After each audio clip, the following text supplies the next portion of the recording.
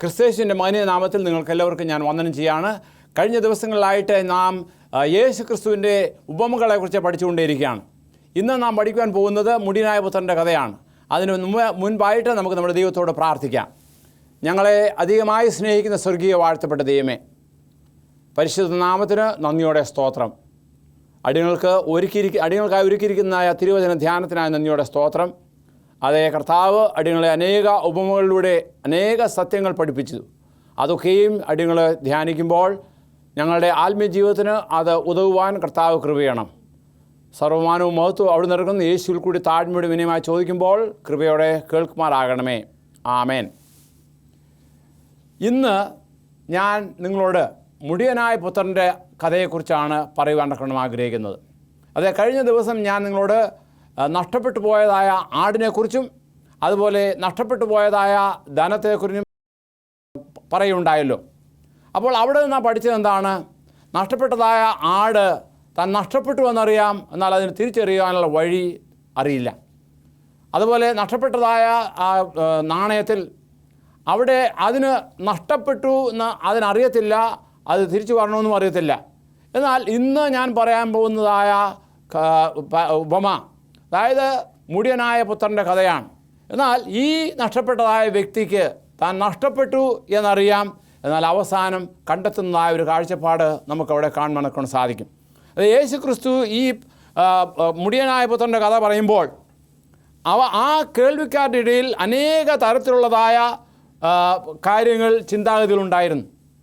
അതായത് നഷ്ടപ്പെട്ടു പോയവർ നഷ്ടപ്പെട്ടു പോകട്ടെ എന്നുള്ള ചിന്താഗതിയായിരുന്നു. എന്നാൽ അതിന് എതിരായിട്ട് ദൈവത്തിൻ്റെ മനോഭാവം എന്താണ് എന്ന് ചൂണ്ടിക്കാണിക്കുവാൻ വേണ്ടിയാണ് ഈ ഉപമ അവരോട് പറഞ്ഞത്. അത് നാം വായിക്കുന്നത് വിശുദ്ധ ലൂക്കോസിൻ്റെ സുവിശേഷം 5-ാമത്തെ അധ്യായത്തിൽ 11 മുതലുള്ളതായ വേദഭാഗങ്ങളാണ്. പിന്നെയും അവൻ പറഞ്ഞത്, ഒരു മനുഷ്യന് 2 പുത്രന്മാരുണ്ടായിരുന്നു. അവരിൽ ഇളയവൻ അപ്പനോട്, അപ്പ, വസ്തുവിൽ എനിക്ക് തരേണ്ടുന്ന പങ്ക് തരണമേ എന്ന് പറഞ്ഞു. അവൻ അവർക്ക് മുതൽ പകുത്തു കൊടുത്തു. ഏറെ നാൾ കഴിയും മുമ്പേ ഇളയ മകൻ സകലവും സ്വരൂപിച്ച് ദൂരദേശത്തെ യാത്രയായി അവിടെ ദുർനടപ്പുകാരനായി ജീവിച്ചു. വസ്തു നാനാവിധമാക്കി കളഞ്ഞു. എല്ലാം ചെലവഴിച്ച ശേഷം ആ ദേശത്തെ കഠിനക്ഷാമം ഉണ്ടായിട്ട് അവന് മുട്ടുവന്നു തുടങ്ങി. അപ്പോൾ ഇവിടെ പലപ്പോഴും മനുഷ്യൻ കരുതുന്നത് അവർ വളരെ ബുദ്ധിയുള്ളവരാണെന്നാണ്. എന്നാൽ അവരുടെ ബുദ്ധിയെക്കുറിച്ച് തിരുവചനം പറയുന്നത് അവർ മൂഢന്മാരായി പ്രവർത്തിക്കുന്നതാണ്. കാരണം മനുഷ്യൻ്റെ അഹങ്കാരം അല്ലെങ്കിൽ അവൻ്റേതായ മനസ്സിലെ ചിന്താഗതികൾ അവന് വലിയവനാണ് അല്ലെങ്കിൽ എന്തോ വലിയതാണ് എന്നുള്ള ഒരു ഭാവമാണ്. എന്നാൽ ആ ഒരു ഭാവം അവിടെയുള്ള അതേ പ്രത്യേകിച്ച് പറയുമ്പോൾ പരീശന്മാർക്കുണ്ടായിരുന്നു. എല്ലാം അറിയാം, എല്ലാറ്റിനും അവർക്ക് വഴിയുണ്ട് എന്നുള്ളതായ ഒരു ചിന്താഗതി. എന്നാൽ ദൈവം ഈ മുടിയനായ പുത്രൻ്റെ കഥയിലൂടെ പറയുന്നത് അവന് എത്രമാത്രം അതേ തിരുവചനത്തിൽ നാം വായിക്കുമ്പോൾ ജ്ഞാനികളെന്ന് പറഞ്ഞ് അവർ മൂഢന്മാരായി പോയി. ഈ പ്രത്യേകിച്ച് പറയുമ്പോൾ ചെറുപ്പക്കാരൻ്റെ അവൻ്റെ അഹങ്കാരം കൊണ്ട് അവൻ്റേതായ ചിന്താഗതിയിൽ അവൻ ചിന്തിച്ചത് എല്ലാം എനിക്ക് മതി എന്നുള്ള ഒരു ചിന്താഗതി. എന്നാൽ അതിന് വിപരീതമായിട്ട് ഉള്ള സംഭവങ്ങളാണ് നമുക്കറിയാം. എന്താണ് സംഭവിച്ചത്? അതെ, അവന് കൈവശം അനേക പണങ്ങൾ അല്ലെങ്കിൽ അപ്പൻ്റെ സ്വത്ത് മുഴുവൻ കിട്ടി. അപ്പൻ്റെ സ്വത്ത് കിട്ടിയപ്പോഴത്തേക്ക് പിന്നെ ആരും അവനോട് ചോദിക്കാനില്ല, അവന് എങ്ങനെ വേണേലും ജീവിക്കാം എന്നുള്ളതായ ഒരു ചിന്താഗതി വന്നു. അതേ തൻ്റെ കൂട്ടുകാരനേരം അനവധിയായ കൂട്ടുകാരുണ്ടായിരുന്നു. അവരെല്ലാവരും വന്ന് പല പല ഉപദേശങ്ങൾ കൊടുത്തു. അത് മാത്രമല്ല, നമ്മൾ വായിക്കുന്നതാണ് അവൻ എങ്ങനെ ജീവിച്ചു. അവൻ ജീവിച്ചത് നാനാവിധമായിട്ട് അല്ലെങ്കിൽ ദുർനടപ്പുകാരനായി ജീവിച്ചു. ഇപ്പം സാധാരണ ഒരു വീട്ടിലാണെങ്കിൽ നമുക്കറിയാം, മോനെ അത് ചെയ്യരുത്, മാതാപിതാക്കന്മാർ ഉപദേശിക്കുന്നത് അത് ചെയ്യരുത്, ഇത് ചെയ്യരുത് എന്ന് പറയാറുണ്ട്. എന്നാൽ ഈ ഒരു സാഹചര്യത്തിൽ അവന് തോന്നിയവാസം ജീവിക്കുക. അങ്ങനെ എന്താണ് സംഭവിച്ചത്? അതെ, അപ്പൻ്റെ വീതം കിട്ടിയത് മുഴുവൻ എന്ത് ചെയ്തു? നാനാവിധമാക്കി കളഞ്ഞു. നമുക്കറിയാം, ഈ ഭൂമിയിൽ പൈസ കിട്ടുകയാണെങ്കിൽ ചിലവഴിക്കാൻ എന്തെല്ലാം ഉപാധികളാണെന്ന് അറിയാമോ? അതായത് മദ്യം കുടിക്കുന്നവരാണെങ്കിൽ അതേ പലതരത്തിലുള്ളതായ കുപ്പികളാണിങ്ങനെ നിരത്തി വെച്ചിരിക്കുന്നത്, വളരെ ആകർഷകമായ നിലയിൽ. അതൊക്കെയും അത് ശരിയായ ശരീരത്തിന് ശേഷം അതല്ല, എല്ലാവരും കൂടുമ്പോഴത്തേക്ക് ഒരു സന്തോഷം. അതിനുവേണ്ടി എന്ത് ചെയ്യുന്നു? ഇത് കുടിക്കുകയാണ്. കുടിച്ച് അങ്ങനെ കാശ് പോവുകയാണ്. അവൻ്റെ ശരീരം അതോടുകൂടി തന്നെ മലിനീകരിക്കപ്പെട്ടുകൊണ്ടിരിക്കുകയാണ്. കാരണം ചാരായം ചെന്ന് കഴിഞ്ഞാൽ പിന്നെ എന്താ സംഭവിക്കുന്നത്? അതേ കരൾ മുഴുവൻ കത്തിപ്പോവും. അതുപോലെ തന്നെ ശരീര അവയവങ്ങളൊക്കെയും പലതും അതേ കുറേശ്ശെ ഇഞ്ചായിട്ട് നശിച്ചുകൊണ്ടേയിരിക്കും. അപ്പോൾ അതിനെക്കുറിച്ച് പറയുന്നത് എന്താണ്? സദൃശ്യവാക്യങ്ങൾ നാം വായിക്കുന്നത് 5:22, ദുഷ്ടൻ്റെ അകൃത്യങ്ങൾ അവനെ പിടിക്കും, തൻ്റെ പാപപാശങ്ങളാൽ അവൻ പിടിക്കപ്പെടും.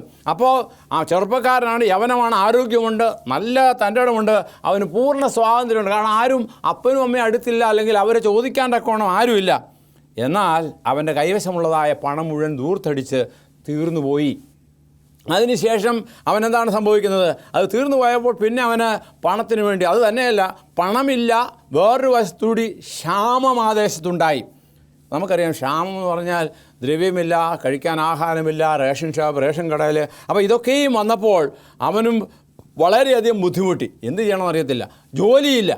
അപ്പോൾ അവസാനം ഒരു നേരത്തെ ആഹാരം കഴിക്കുന്നതിന് വേണ്ടിയുള്ള ബദ്ധപ്പാടിൽ അവൻ വന്നുപെട്ടത് എവിടെയാണ്? പന്നികളെ മേയ്ക്കുന്നതായ അല്ലെ പന്നികളെ ഇടുന്നതായ കൂട്ടിൽ അതിനെ മേയ്ക്കുന്നതായ ജോലിയാണ് അവസാനം അവൻ ലഭിച്ചത്. നമുക്കറിയാം പന്നിയുടെ ജോലി എന്ന് പറഞ്ഞാൽ സാധാരണ യഹൂദന്മാരുടെ ഇടയിൽ വളരെ നികൃഷ്ടമായ ഒരു ജോലിയാണ് പന്നികളെ. കാരണം പന്നികളെ അവർ ഉപയോഗിക്കത്തില്ല, പന്നികളുടെ, എന്നാൽ അവരുടെ ഇടയിൽ അത് ഉണ്ടായിരുന്നു. അപ്പോൾ അത് എന്താണ് സംഭവിക്കുന്നത്? ദൈവത്തിൽ നിന്ന്, അതായത് സ്നേഹവാനായ പിതാവിൽ നിന്ന് അകന്നുപോയതായ ഈ മനുഷ്യൻ്റെ അവസ്ഥയാണ്. അപ്പോൾ അവന് ഒരു കണക്കിന് പറഞ്ഞാൽ ദൈവം മനുഷ്യനെ തൻ്റെ സാദൃശ്യത്തിലും തൻ്റെ സ്വരൂപത്തിലും സൃഷ്ടിച്ചു. ആ സൃഷ്ടി പ്രത്യേകിച്ച് പറയുമ്പോൾ ദൈവത്തിൻ്റെ ദൂതന്മാരുമായിട്ടുള്ള സഹവാസം, അതായത് ഫെലോഷിപ്പ്, അതിനുവേണ്ടിയുള്ള ഒരു സൗകര്യമായിട്ട്, അല്ലെങ്കിൽ ആ ഒരു ഇതാണ് ഉദ്ദേശിച്ചുകൊണ്ടാണ് മനുഷ്യനെ സൃഷ്ടിച്ചത്. കാരണം അതിനെക്കുറിച്ച് പറയുന്ന ഒരു ഉദ്ധരണി ഞാൻ വായിക്കുകയാണ്. The mind that God created for the companionship of angels has become degraded to the service of that which is earth and ബീസ്റ്റിയൽ.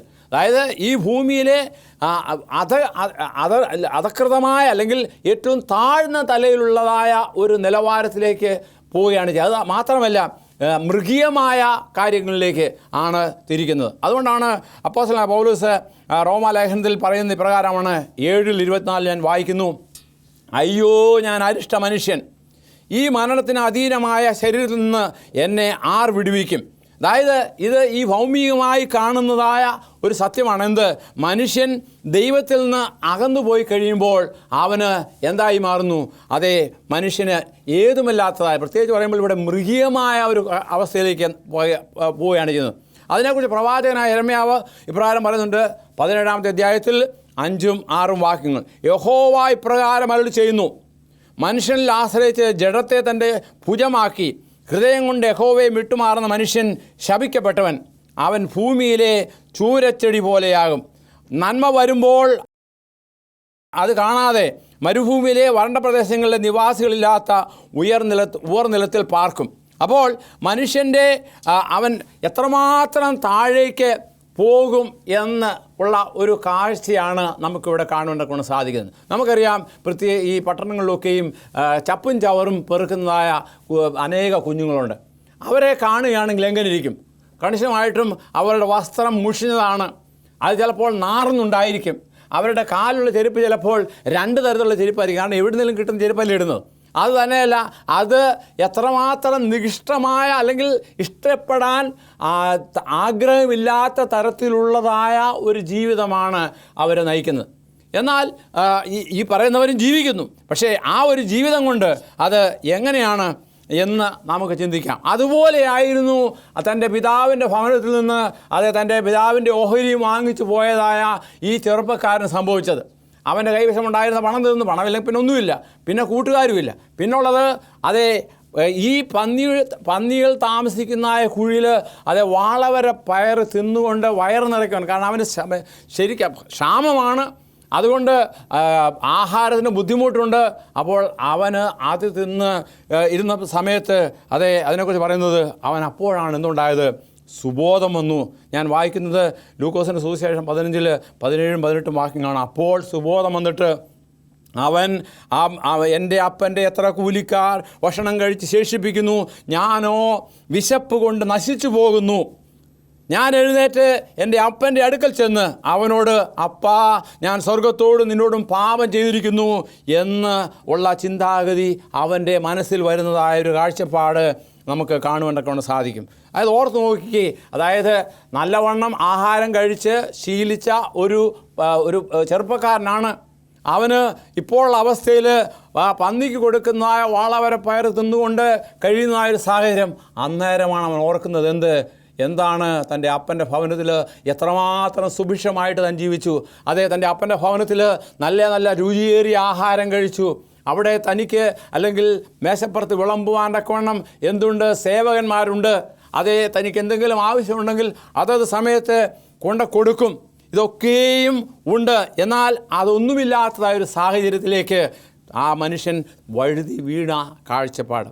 എന്നാൽ തൻ്റെ ആ പിതാവിൻ്റെ ഭവനത്തെക്കുറിച്ച് ഓർത്തപ്പോൾ, അതേ, പ്രത്യേകിച്ച് പറയുമ്പോൾ തനിക്ക് ഇതുവരെ ഉണ്ടായിരുന്ന തൻ്റെ ശരീരത്തിൻ്റെ ശക്തി മുഴുവനും ഇങ്ങനെയുള്ള കാര്യങ്ങളൊക്കെയും ക്ഷയിച്ച് നശിച്ച് നിൽക്കുന്ന ഈ സാഹചര്യത്തിൽ തൻ്റെ പിതാവിൻ്റെ ഭവനത്തിൽ താൻ പോകുവാൻ തക്കവണ്ണം തീരുമാനിച്ചു. ആ ഒരു തീരുമാനമാണ് പിന്നീട് നാം കാണുന്നത്. അതെ, അവൻ തൻ്റെ അപ്പനോട് പറയാൻ ഉദ്ദേശിച്ചതാണ്, അപ്പാ, ഞാൻ സ്വർഗത്തോടും നിന്നോടും പാപം ചെയ്തിരിക്കുന്നു എന്ന് പറയുവാൻ തക്കവണ്ണം ഉള്ളൊരു മാനസാന്തരത്തിൻ്റെ അനുഭവം ഈ ചെറുപ്പക്കാരിൽ കാണുവാൻ തക്കവണ്ണം സാധിക്കും. അങ്ങനെ ആ അവസരത്തിൽ താൻ തൻ്റെ നഷ്ടപ്പെട്ടു പോയതായ ആ കാലങ്ങളൊക്കെ ഓർക്കുകയാണ്. കണിശമായിട്ട് നമുക്കറിയാം, മനുഷ്യൻ്റെ മനസ്സ് വളരെ ശക്തിയുള്ളതാണ്. അതിന് അനേക കാര്യങ്ങൾ നിമിഷ നേരങ്ങൾ കൊണ്ട് ഓർക്കുവാൻ തക്കവണ്ണം സാധിക്കും. ഒരവസരത്തിൽ ഒരു സംഭവം ഉണ്ടായി. അതായത് ഞാനിങ്ങനെ നീന്ത് പഠിക്കുവാൻ തക്കവണ്ണം പോയി. അപ്പോൾ ഞങ്ങളുടെ വീടിൻ്റെ അടുത്തുള്ളതായ ഒരു പുഴയിലാണ്. അവിടെ നീന്ത് പഠിപ്പാനൊക്കെ പോയി. അപ്പോൾ കൂട്ടുകാരെല്ലാം നീന്തുന്നു. അപ്പോൾ അത് കണ്ടുകൊണ്ട് എനിക്കൊരു ആഗ്രഹം, ഞാനും വെള്ളത്തിൽ ചാടി. പക്ഷേ നീന്തറിയില്ല. പക്ഷേ കരയ്ക്ക് നിന്നുകൊണ്ട് എന്തും ചെയ്യാം. പക്ഷേ വെള്ളത്തിൽ ചാടിക്കഴിഞ്ഞ് നീന്തറിയാൻ പാടില്ലെങ്കിൽ ഉള്ള ബുദ്ധിമുട്ടൊന്ന് ഓർത്തുക. കണിശമായിട്ടും നല്ലവണ്ണം വെള്ളം കുടിച്ചു. അപ്പോൾ വെള്ളം കുടിച്ചതായ സമയത്ത് ഞാനിങ്ങനെ ഓർത്തുപോയി, ഇത് എൻ്റെ അന്ത്യം ഇവിടം കൊണ്ട് അവസാനിക്കുകയാണോ? അങ്ങനെ മനസ്സ് പലതരത്തിലുള്ള ചിന്തകളിലേക്ക് പോയി.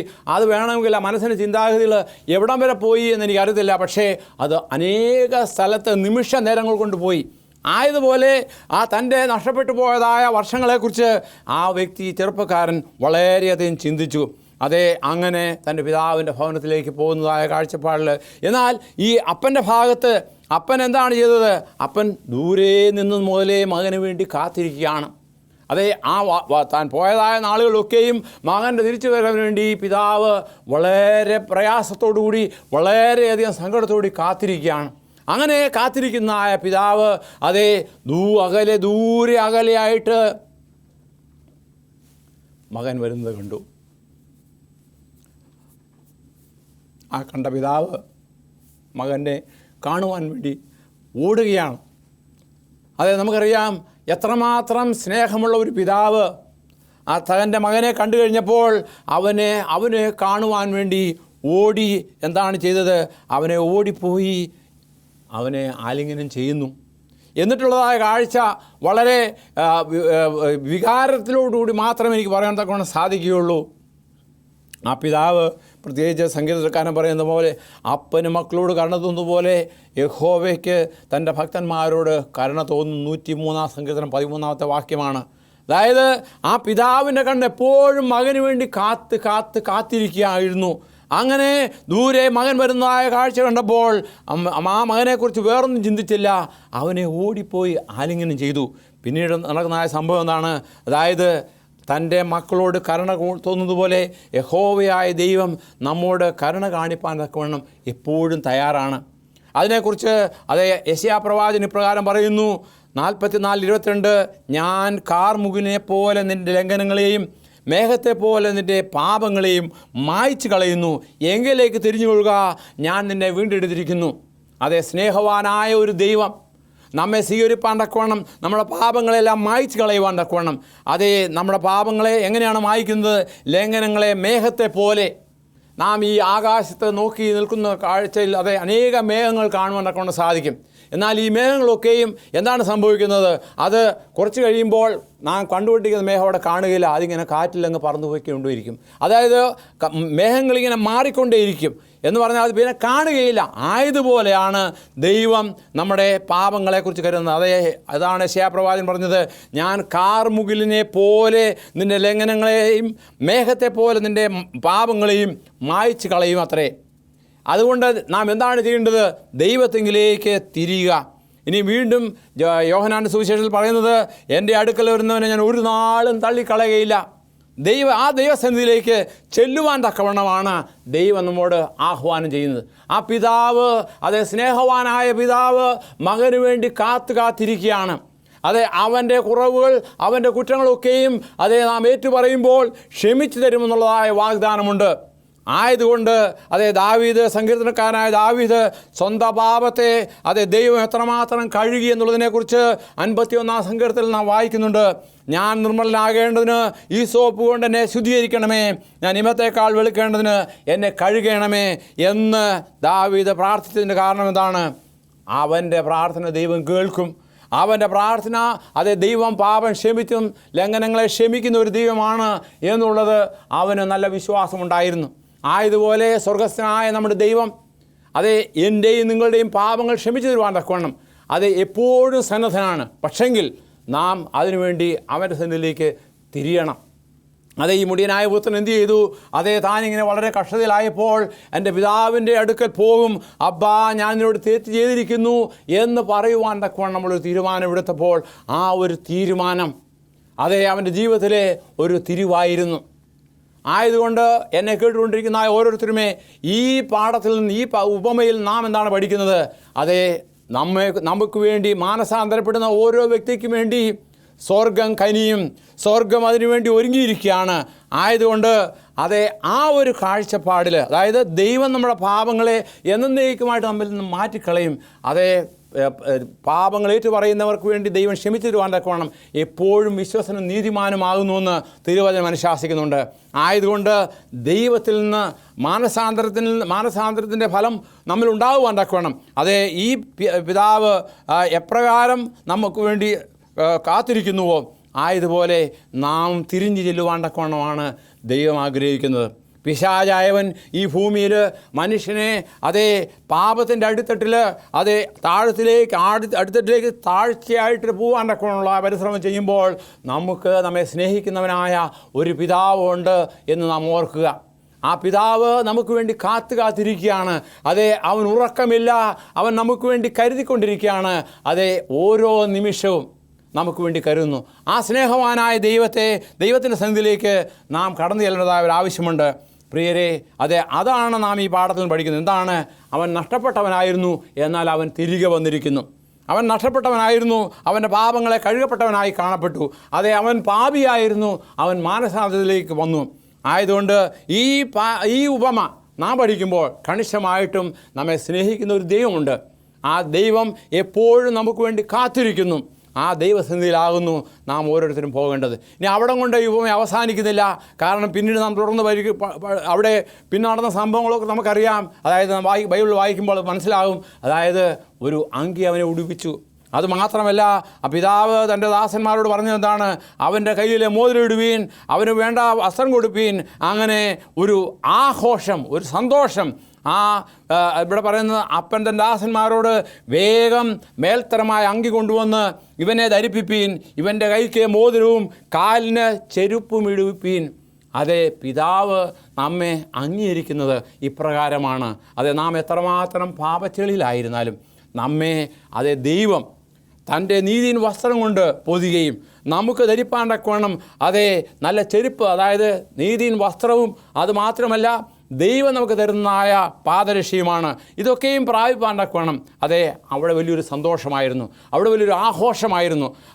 കണിശമായിട്ടും ബാൻഡ് മേളവും അല്ലെങ്കിൽ വലിയ സദ്യയും ഈ ഭൂമിയിൽ നാം ഇപ്പോൾ ചുറ്റുപാടും കാണുന്നത് പോലെയുള്ള വലിയൊരു സന്തോഷം, ആഘോഷം അവിടെ നടന്നു. കാരണം അതിൻ്റെ നഷ്ടപ്പെട്ടവനായ മകൻ തിരിച്ചു വന്നിരിക്കുന്നു. ആ സാഹചര്യത്തിൽ മൂത്ത മകൻ അവിടേക്ക് കടന്നു വരികയാണ്. അവിടെ ഒരു ചേഞ്ച് ഓഫ് സീനാണ്. അതായത് അതുവരെ സന്തോഷം നിറഞ്ഞതായ ഭവനത്തിൽ അതേ മൂത്ത മകൻ കടന്നു വരുന്നു. അവൻ ഇത് കണ്ടപ്പോൾ അതിനെക്കുറിച്ച് പറയുന്നത്, ഇത്രയും നാൾ വെളിയിൽ പോയി അപ്പൻ്റെ വസ്തുവെല്ലാം നശിപ്പിച്ച് ഇല്ലാതാക്കി, അല്ലെങ്കിൽ കണ്ടവരുമായി കണ്ടമാനം ജീവിച്ച ഈ മകൻ വന്നതുകൊണ്ട് അവനൊരു സന്തോഷമില്ലായ്മ വന്നു. എന്നാൽ അതിനെക്കുറിച്ച് പറയുന്നത്, ഉടനെ പിതാവിനോട് ചോദിക്കായിരുന്നു, അപ്പാ ഞാൻ നിന്നോടൊപ്പം ഉണ്ടായിരുന്നു, ഇതുവരെയായിട്ട് ഇതുപോലെ ഒരു സന്തോഷം, ഒരു ആഘോഷം ഉണ്ടായിട്ടില്ലല്ലോ.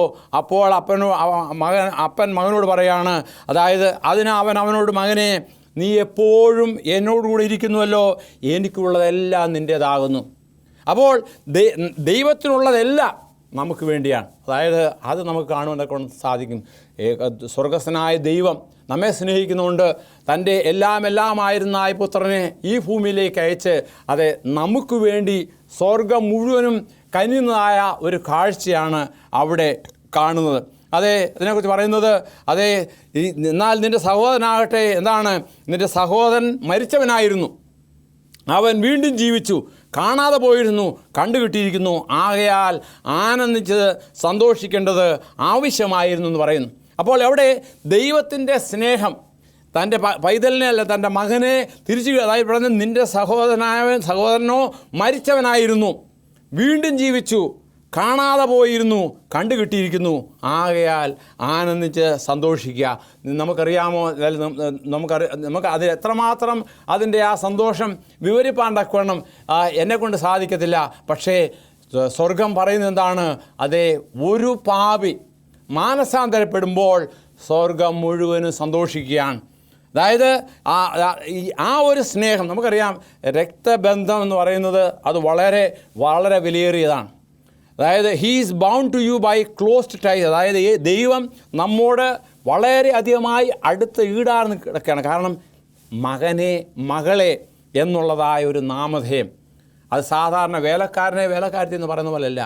എൻ്റെ മകളെ, എൻ്റെ മകനെ, പ്രിയ മകനെ, പ്രിയ മകളെ എന്നുള്ളതായ ഒരു വിളി, അത് വളരെ ഈടാർന്ന ബന്ധമാണ്. ആ ഒരു ബന്ധത്തിലാണ് നാം നിലനിൽക്കേണ്ടത്. അങ്ങനെ നിൽക്കുമ്പോൾ കണിശമായിട്ടും സ്വർഗം മുഴുവനും സന്തോഷിക്കുന്ന ആ ഒരു സാഹചര്യത്തിലേക്ക് നമുക്ക് സന്തോഷിപ്പാൻ കൊണ്ട് സാധിക്കും. ആയതുകൊണ്ട് എന്നെ സ്നേഹിക്കുന്ന ഓരോരുത്തരുമേ നമ്മുടേതായ സ്നേഹം ഒരു പിതാവ് തൻ്റെ മകനെ സ്നേഹിക്കുന്നത് പോലെ ആയിരിക്കണം. അങ്ങനെ നാം ഇതിനെ നാം അല്ലെങ്കിൽ ഇതിനെ നാം വേണ്ടാന്ന് പറയുകയാണെങ്കിൽ നാം കണിശമായിട്ടും ദൈവം നമുക്ക് നൽകുമായിരിക്കുന്നതായ സാവകാശത്തെ അതിനെ എതിർക്കുകയാണ്, അത് വേണ്ടാന്ന് പറയുകയാണ്. അങ്ങനെ ഒരിക്കലും നമ്മുടെ ജീവിതത്തിൽ ഉണ്ടാകരുത്. കർത്താവായ ദൈവം, യഹോവയായ ദൈവം നമുക്ക് വേണ്ടി കാത്തിരിക്കുകയാണ്, നമ്മുടെ തിരിച്ചുവരവിന് വേണ്ടി. മുടിയനായ പുത്രൻ എത്രമാത്രം തിരിച്ചു വന്നുവോ, ആയതുപോലെ നമ്മുടെ പാപപങ്കിലമായ ജീവിതങ്ങളെ ദൈവത്തോട് ഏറ്റു പറഞ്ഞുകൊണ്ട് ദൈവം ക്ഷമിച്ചു തരും എന്നുള്ള വിശ്വാസത്തോടെ അവൻ്റെ സന്നിധിയിലേക്ക് കടന്നു വരുവാൻ തക്കവണ്ണം ദൈവം നമ്മെ ഓരോരുത്തരെയും സഹായിക്കട്ടെ. നാം ഒരിക്കലും ഒരു വേലക്കാരനല്ല, വാടകയ്ക്ക് വാങ്ങിയൊരു വ്യക്തിയല്ല, പിന്നെയോ അവൻ്റെ മകനാണ്, അവൻ്റെ മകളാണ്. ഇത് നമ്മുടെ മനസ്സിലെപ്പോഴും ഓർക്കുക. ദൈവം നമ്മെ സഹായിക്കട്ടെ. നമുക്ക് പ്രാർത്ഥിക്കാം. ഞങ്ങളെ അധികമായി സ്നേഹിക്കുന്ന സ്വർഗീയ വാഴ്ത്തപ്പെട്ട ദൈവമേ, ഈ വചന ധ്യാനത്തിനായി നന്ദിയോടെ സ്തോത്രം.